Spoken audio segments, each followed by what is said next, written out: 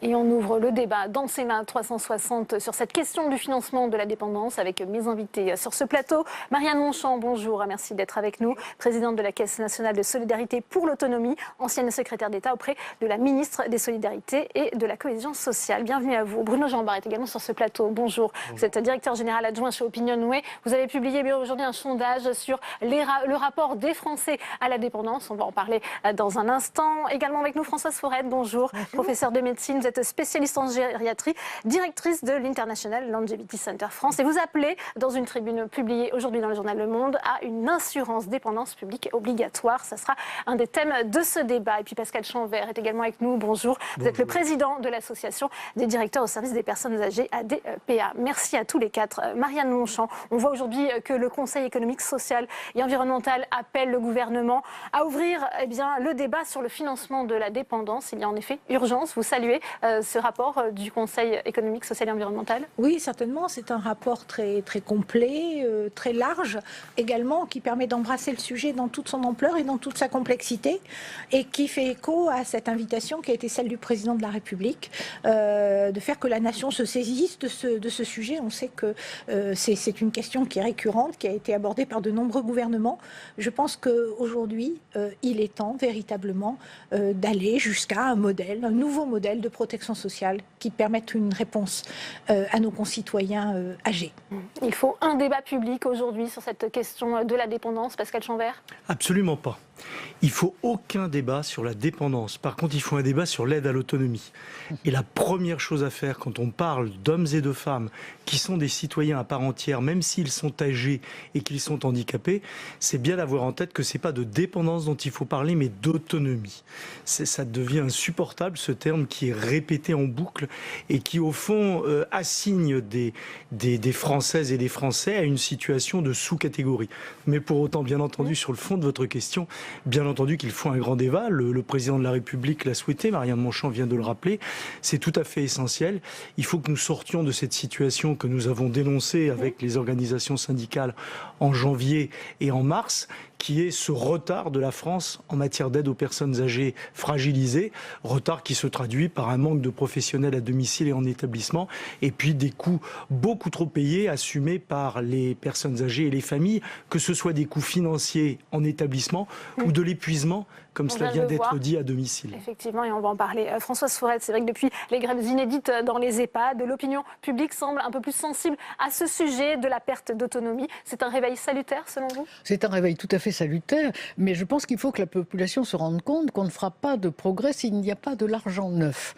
Alors je crois que le débat doit porter sur la façon dont nous allons peut-être produire cet argent nouveau, car moi j'établis à 16 milliards les fonds nécessaires, et dans le projet que nous avons fait avec mes collègues et puis 2 jeunes actuaires, c'est à peu près la même chose. Pour 1 euro par jour d'assurance dépendance publique obligatoire, on apporte 16 milliards à la collectivité. Et c'est un processus qui peut être absolument adopté dans la durée, comme l'ont montré les 2 jeunes actuaires. Bruno Jambard, quel rapport entretiennent les Français justement avec cette question de la perte d'autonomie vis-à-vis de la vieillesse? C'est compliqué parce qu'évidemment c'est un sujet sensible, c'est un sujet qui inquiète, donc automatiquement on a toujours un rapport un peu ambigu sur ce type de questions, mais globalement ce que l'on voit, c'est que depuis que le sujet est rentré dans le débat, on va dire à partir de 2003 et de la canicule, il y a quand même une progression assez forte de la sensibilité de l'opinion publique à ce sujet, et du sentiment que il faut le prendre en compte.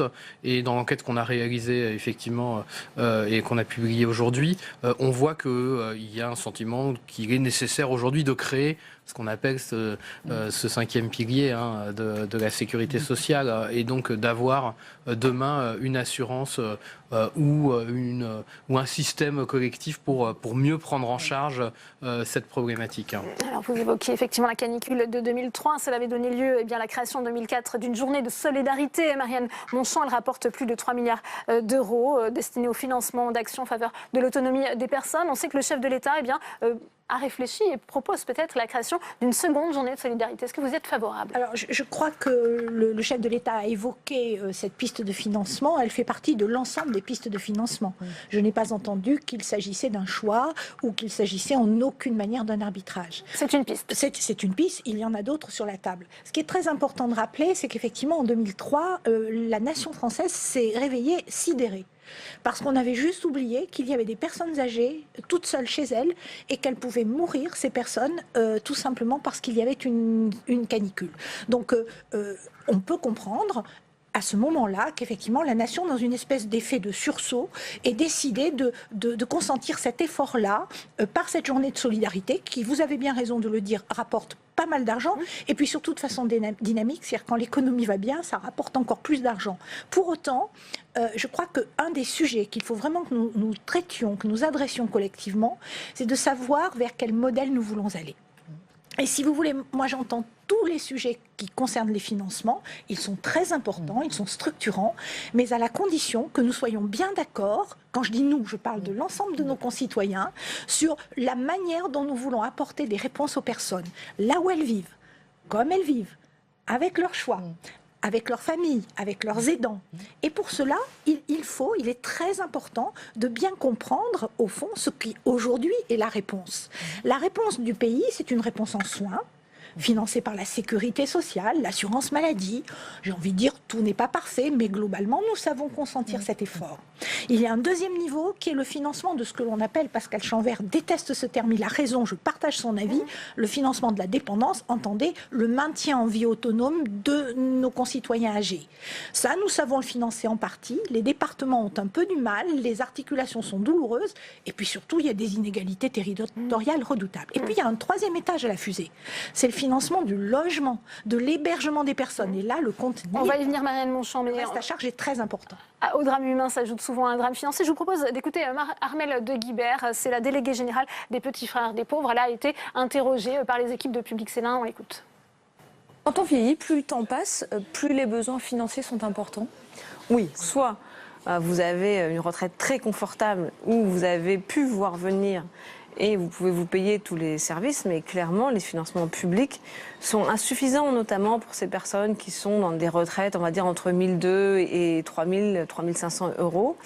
S'ils n'ont pas mis de côté avant, clairement, quand vient la perte d'autonomie, ils n'ont pas les moyens suffisants, même pour se payer une maison de retraite. Pascal Chanvert, comment réagissez-vous à ce que vous venez d'entendre? Ce que dit Armelle de Guibert est parfaitement exact. On fait payer aux personnes âgées et à leurs familles, ce qui est totalement insupportable, des coûts hors de proportion. Le coût moyen d'une maison de retraite, c'est 2100, 2200 euros par mois. La retraite moyenne, elle est à 1100 euros. C'est-à-dire que c'est le seul, dans notre pays aujourd'hui, c'est le seul secteur d'activité où on demande à des gens de payer deux fois ce qu'ils gagnent. Si nous pouvons tous aller quand nous en avons besoin dans un hôpital public ou dans une clinique privée, c'est parce que l'assurance maladie, c'est-à-dire l'ensemble des Français, finance le séjour de ceux qui doivent aller en hôpital ou en clinique. C'est cela qu'il faut faire, exactement la même chose pour l'aide aux personnes âgées. Pas forcément, je suis d'accord avec Marianne Monchamp, pas forcément par le biais de la sécurité sociale, mais de préférence par le biais de la solidarité nationale, parce que la solidarité nationale, c'est ce qui fait que nous nous retrouvons tous en fonction de nos capacités contributives. Il faut créer un cinquième risque, selon vous, Pascal Chanvert? Oui, on peut parler d'un cinquième risque. Comment doit-il être financé? Alors certains disent l'assurance, c'est ce que propose Françoise Forest, ça n'est pas ce que je préfère, éventuellement à titre complémentaire, mais moi je préfère en couverture de base que ce soit la solidarité nationale. Alors on peut le financer, le CESE, le Conseil économique et social, avait il y a quelques années proposé que ce soit par une taxe sur les successions. Il peut y avoir d'autres types de financement, le débat est ouvert, il faut l'engager. Il faut juste penser qu'on va parler de beaucoup de milliards. Françoise Forest parle de 16 milliards, sans doute. Il faut toujours penser que ça va permettre de créer des centaines de milliers d'emplois. Donc on va faire des économies sur les allocations chômage, on va permettre de développer des activités nouvelles et donc mieux aider nos aînés, c'est permettre aux plus jeunes de trouver un emploi et ça c'est tout à fait indispensable. Et pourquoi? Et pourtant Bruno Jambard, vous avez sondé les Français et ils sont opposés, on va voir, à 65% à la création d'une nouvelle journée de solidarité. Comment expliquez-vous ce résultat? Je crois qu'il y a plusieurs raisons. D'abord, ça n'a jamais été très populaire, la journée de solidarité. Même après 2003, juste après 2003, il y avait quand même un équilibre dans l'opinion publique entre ceux qui pensaient que c'était une bonne idée et ceux qui s'y opposaient. Mais très vite, on a basculé dans l'opposition parce que, malgré tout, on demande aux gens de travailler gratuitement pour financer quelque chose. Donc, c'est pas facile. Et je crois qu'il y a une autre raison plus profonde, c'est que la journée de solidarité, elle a quand même un gros défaut, c'est qu'elle n'est pas appliquée de façon, je dirais, homogène dans le pays. Et aujourd'hui, dans les enquêtes qu'on peut faire, on voit que souvent, ce sont seulement un salarié sur deux qui travaille réellement ce jour-là. Et donc, sans compter que parfois les écoles sont ouvertes, donc des problématiques particulières. Donc, il y a, je crois aussi, une réticence à la journée de solidarité parce que celle qui existe déjà, elle montre ses limites finalement dans sa réalité. Et beaucoup d'entreprises, par exemple, ferment et vous obligent à prendre soit une journée de congé, soit une journée de C'est moins au nom de l'aspect solidarité que de l'efficacité de cette mesure, le rejet des Français. En tout cas, c'est vrai que ce caractère un peu, je dirais, hybride qu'elle a pris, avec cette liberté qu'on a laissée à chacun de travailler ou pas, enfin au niveau des entreprises, explique en partie, à mon avis, la réticence. François Sorette. Alors, quand je parle d'assurance, c'est bien évidemment la solidarité nationale. Et je verrais la manne qui pourrait être récoltée, gérée par un organisme comme la CNSA, et non pas par la sécurité sociale, parce que c'est quand même une grande caisse où tout le monde puise. Et moi, je pense que cet argent, si on arrive à le récolter, il faut le sanctuariser. Et finalement, ce qu'on peut appeler l'environnement démographique de la perte d'autonomie est totalement favorable à un système assurantiel. Parce que quand on cotise pour la retraite, on a des cotisations très élevées. Mais tout le monde, sauf ceux qui sont morts, mais heureusement il n'y en a pas beaucoup à l'âge de la retraite, tout le monde va bénéficier de la retraite. Quand on cotise pour l'assurance maladie, normalement les cotisations sont très élevées et c'est normal parce que chacun bénéficie de l'assurance maladie. Tandis que l'environnement de la perte d'autonomie est différent. Seuls 8% de la population de plus de 60 ans est atteinte de perte d'autonomie. Donc si on fait cotiser absolument tout le monde, dès le premier salaire ou les premiers émoluments, c'est-à-dire les salariés, les non-salariés, les retraités, on a 100% de cotisants et on a à peine 2%. C'est même pas 8%, c'est 2% de personnes qui vont en bénéficier. Ça veut dire que pour des cotisations minimes, on peut avoir des prestations qui sont extrêmement importantes et qui peuvent sortir finalement les personnes de ce drame. Mais il faut du courage politique pour proposer cette mesure, Marianne Monchamp. Sans doute, mais si vous me permettez, il faut avoir les idées claires sur le modèle que l'on veut avoir. J'insiste beaucoup sur cette dimension-là, parce que nos concitoyens sont tout à fait en capacité de consentir des efforts. Là où ils commencent à douter, c'est quand ils ont l'impression, et François Sorette a bien raison, que l'effort va se diluer et peut-être même être utilisé pour autre chose. Ça, les Français sont défiants de cela. La deuxième raison, c'est quand ils ont le sentiment que la cause n'est pas tout à fait juste. Et dans cette proportion qu'on vient d'évoquer, c'est 8%, on pourrait avoir cette impression-là. Mais l'avantage, comme disent les technos, d'une assiette large, c'est que du coup, la cotisation, elle est petite, elle est indolore. Et donc, on est bien dans un mécanisme de solidarité. Voilà. Mais encore une fois, je crois qu'il faut que nous puissions avoir cette attitude d'anticipation qui permet aux acteurs de faire des choix, aux personnes de faire des choix, aux familles de se déterminer sur ce qu'elles préfèrent comme solution pour elles-mêmes et pour leurs proches. Et il faut le faire avec, au fond, ce consentement de la nation à cet effort-là. J'ajoute sur la journée de solidarité, je me permets de reprendre ce sujet, c'est qu'une des inéquités, c'est aussi que tout le monde n'est pas salarié.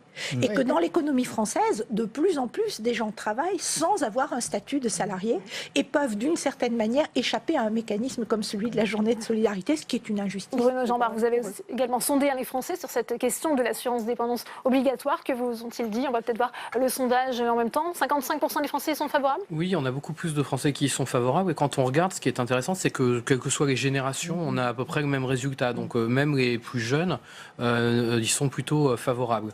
Alors, reste à savoir, je dirais, il y a un petit souci politique en fait sur cette question aussi. Il faut en avoir conscience. C'est qu'au moment où le gouvernement décide de baisser les cotisations sociales pour les salariés, créer une nouvelle cotisation, par exemple, c'est c'est difficile pour lui, c'est contradictoire. Alors ça pourrait passer par une hausse plutôt de la CSG par exemple, mais on voit aussi qu'il y a d'autres sujets politiques. Donc, on ne sait pas où va la CSG. Donc je pense qu'il faut, c'est peut-être aussi pour ça que la question de la journée de solidarité a été évoquée, c'est que face à cette petite difficulté politique, c'était aussi un moyen peut-être de trouver une autre solution. Et de flécher. Pascal Chambers, cette question de l'assurance dépendance obligatoire, ça pourrait être une piste à soumettre au gouvernement? Une fois de plus, je hein. préfère l'assurance autonomie. Alors si elle est publique, moi ça me va bien. Non, elle n'est pas privée. Alors, très bien, alors j'avais mal compris. Et gérer, moi, ce que Assurance dépendance publique par la obligatoire. CNSA, ça me va extrêmement bien. Ce qu'il faut ensuite, c'est évidemment s'assurer que tout ce qui ira à la CNSA, tous les crédits qui iront à la CNSA resteront bien à la CNSA. La Caisse nationale de solidarité autonomie. Et ce qui a été évoqué, une des difficultés des Français avec l'affaire du jour férié, c'est qu'on sait bien que tout l'argent du jour férié ne va pas à l'aide aux personnes âgées. Et ça, évidemment, quand les gouvernements successifs jouent à cela, forcément, ça rend impopulaire un impôt ou une taxe dont les Français voient bien qu'elle ne va pas à son objet. Moi, je pense qu'il faut que le gouvernement actuel, que le président de la République s'engage sur une affectation des moyens et que cette affectation des moyens, elle soit respectée dans l'avenir. Et puis, dernier élément, pour dire mon accord avec Marianne Monchamp, parce que, bien évidemment, il faudra aussi dire aux Français comment on va mieux aider les personnes âgées. On va créer des centaines de milliers d'emplois, ça c'est extrêmement rassurant, mais il faudra dire pour faire quoi, comment on va mettre en place des services à domicile qui vont fonctionner de mieux en mieux, comment on va mettre en place des établissements qui seront totalement ouverts sur la cité et qui, au fond, deviendront des domiciles regroupés. Il y a là aussi un chantier à développer et à côté du financement, il faudra aussi parler de la façon dont on utilisera les moyens. En tout état de cause, Françoise Forest a parfaitement raison, il ne faut pas faire peur aux Français. Non. Cela rapportera beaucoup pour les personnes âgées, cela créera des emplois et cela pèsera très peu sur leur porte-monnaie. Oui, nos actuaires ont calculé qu'il fallait 1 euro par jour simplement si c'est totalement disséminé sur l'ensemble de la population. Ce qui fait 30 euros par mois à moduler en fonction des moyens. Parce que ça aussi, c'est important. Pour des petits moyens, 30 euros par mois, c'est déjà quelque chose. Donc, nos actuaires ont calculé que c'est moins de 7 euros par mois pour des faibles salaires. Et je suis contente de voir que les jeunes ne sont pas hostiles à une mesure de ce genre, parce qu'ils y ont totalement intérêt.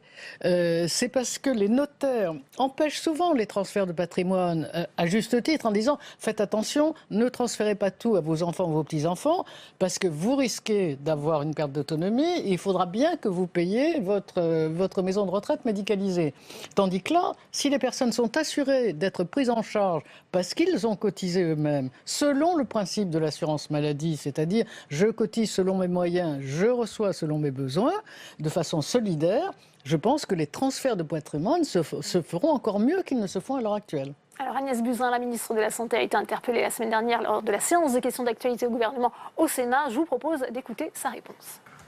Nous avons à faire face à une augmentation du nombre de personnes âgées et du nombre de personnes âgées dépendantes. Et il convient en plus d'améliorer les conditions actuelles de prise en charge, que ce soit en EHPAD ou à domicile. Nous avons déjà eu de nombreux débats tous ensemble sur ce sujet, mais nous savons qu'il nous faut trouver de nouvelles pistes pour l'avenir. C'est un impératif de solidarité vis-à-vis des personnes âgées, mais aussi vis-à-vis des familles. Et nous serons tous amenés à profiter de cette solidarité. Donc j'ai effectivement évoqué différentes pistes. Le président de la République a repris la piste de la journée de solidarité. C'est une piste parmi d'autres.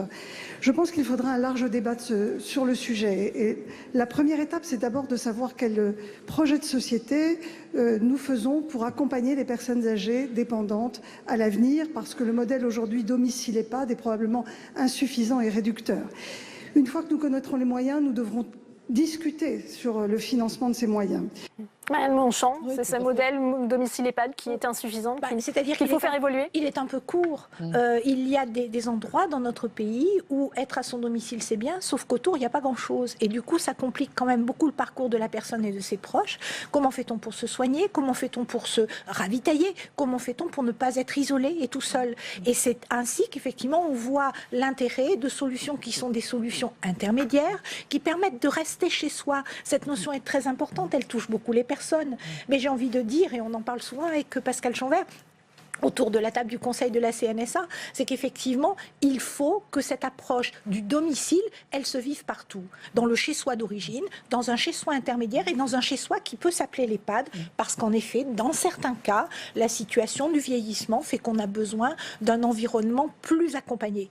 Mais vous voyez comme c'est étrange. On sait aujourd'hui qu'il faut que nous développions beaucoup d'énergie, beaucoup de moyens pour arriver à produire des réponses à domicile, comme on dit. Et étonnamment, les financements de l'accompagnement à domicile, nous avons du mal à les utiliser. C'est très étonnant de constater que les sommes qui aujourd'hui, à la CNSA, peuvent bénéficier à l'accompagnement. Pourquoi tous ces fonds ne sont pas utilisés?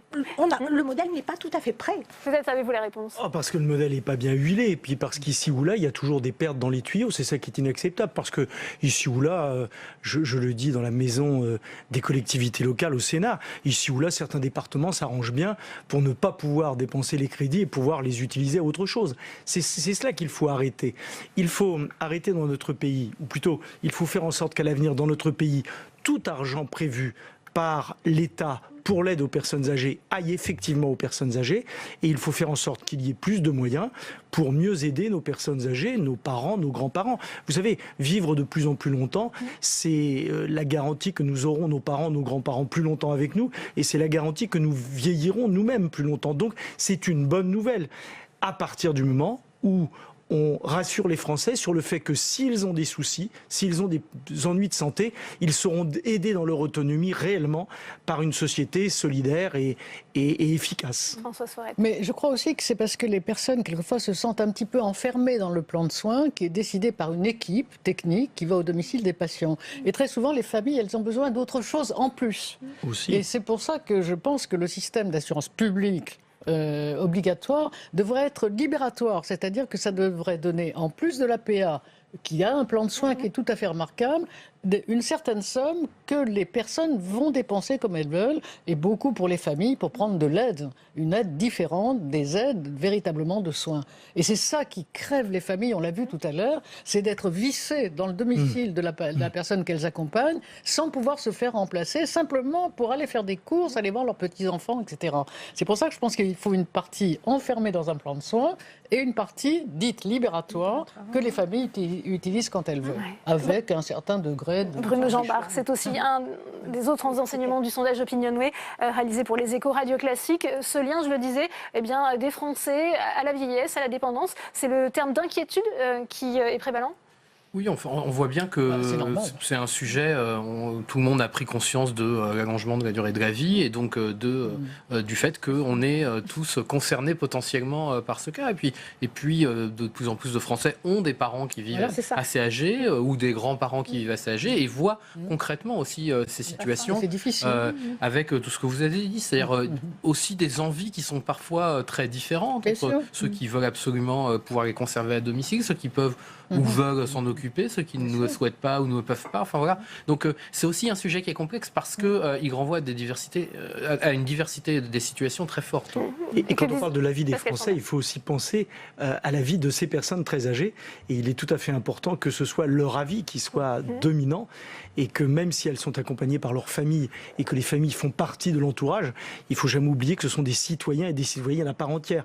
Et ça aussi, nous avons toujours tendance à l'oublier. Pourquoi ? Parce qu'il faut le dire, nous sommes tout de même dans une société qui est particulièrement agiste, c'est-à-dire qui dévalorise tout ce qui concerne l'âge. Et si nous savons, même si nous n'y arriverons pas toujours, si nous savons lutter contre le racisme, l'antisémitisme, l'homophobie, parce que nous savons les repérer, il est extrêmement difficile dans une société comme la nôtre aujourd'hui de lutter contre l'agisme, parce que c'est lutter contre l'agisme qui paraît étonnant et c'est être agiste qui paraît normal. Quand on dit à un ami qu'on n'a pas vu depuis 10 ans, tu n'as pas vieilli, c'est la meilleure preuve qu'on est profondément agiste, comme si je vous disais à vous, madame, je suis ravi d'être interviewé par une femme qui se comporte comme un homme. Eh bien, ça, c'est du sexisme. Mais ça, on le repère. Par contre, dire à quelqu'un qu'on n'a pas vu depuis 10 ans, qu'il n'a pas vieilli, c'est de l'agisme. Et ça, on ne le repère pas tellement, notre société est agiste. Donc, il y a des progrès à faire en ce domaine. Et ce que nous attendons aussi du président de la République là-dessus, c'est qu'il ait une parole forte. Il a eu une parole forte il y a quelque temps contre le sexisme. Il faut qu'il ait une parole tout aussi forte pour dire qu'une société comme la nôtre ne peut plus tolérer l'agisme et qu'il faut que Même nos constat, Marianne esprits Monchon, bougent. est aussi sévère ou au contraire, on commence à valoriser justement je ne le dis les pas personnes forcément âgées. avec les mêmes mots que Pascal Chanvert, mais je dois dire que nous nous rejoignons. Moi, il y a quand même un étonnement. Je me suis beaucoup occupée de politique à destination de personnes en situation de handicap. Et j'ai pu observer, même si c'est parfois très complexe, que, au fond, les personnes peuvent se représenter elles-mêmes ou que leurs familles peuvent participer de cette représentation. Pour une personne qui se trouve, j'ai envie de dire, dans une situation de santé, qui fait que pour elle c'est difficile. Elle est désorientée, comme on dit, avec ce terme un peu étonnant, avec cette espèce d'image parfois repoussoire qu'ont certaines pathologies de la personne âgée, comme par exemple la maladie d'Alzheimer, le truc qui fait peur, si vous voulez. On a beaucoup joué là-dessus. Et bien du coup, c'est la parole même de la personne qui est confisquée.